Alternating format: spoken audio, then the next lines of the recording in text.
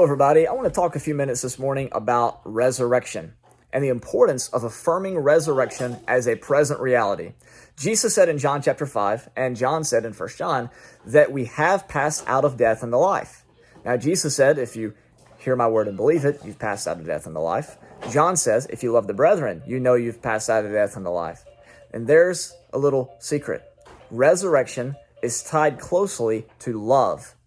Jesus said that the greatest command was to love God with all your heart. And the second is like it, and that is to love your neighbor as yourself. Because to love your neighbor as yourself is to love God. To love what God has created is to love God. And that's one way to look at resurrection. It was lies and hate and deceit that brought about the original death. What are you doing, buddy? All right. It was lies and hate and deceit that had brought about the original death. And it's love and it's spirit and it's grace and it's truth that brings about resurrection.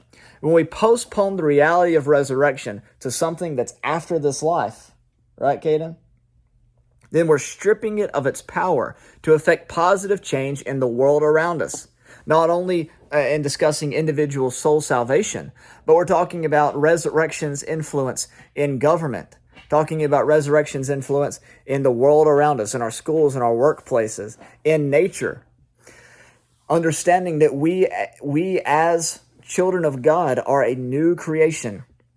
People oftentimes talk about, when you talk about the ideal life that God has for us. Well, that's just not what the real world is like. False. The false world, the fake world, the world that's a lie isn't like that. But the real world, the world that God created, that he calls good, like what Paul does in 1 Timothy chapter 4, that is how the world actually works. And it's our job to bring the reality of that world into view of everyone around us. And that's resurrection. That's what love is, right?